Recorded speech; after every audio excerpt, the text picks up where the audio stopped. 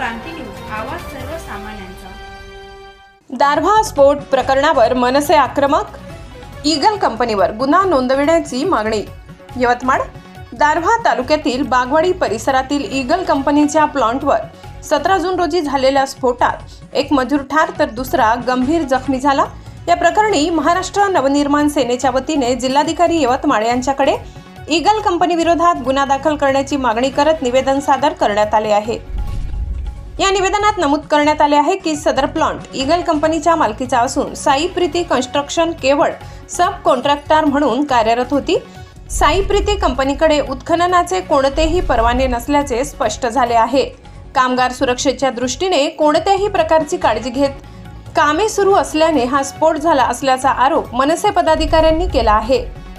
या गंभीर निष्काळजीपणामुळे मृत्युमुखी पडलेल्या मजुराच्या मृत्यूला ईगल कंपनी जबाबदार असून कंपनीच्या जबाबदार अधिकाऱ्यांवर भारतीय दंडविधान कलम 304A, 338, 287, 34 अंतर्गत गुन्हा नोंदविण्यात यावा अशी मागणी करण्यात आली आहे।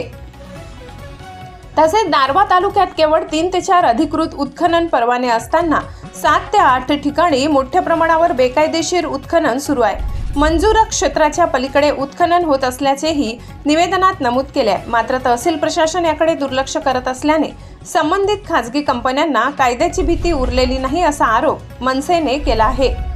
या प्रकरणात ETS इलेक्ट्रॉनिक टोटल स्टेशन मोजणीद्वारे सखोल चौकशी करून दोषींवर कठोर कारवाई करण्यात यावी। बेकायदेशीर उत्खनन तात्काळ थांबविण्यात यावे।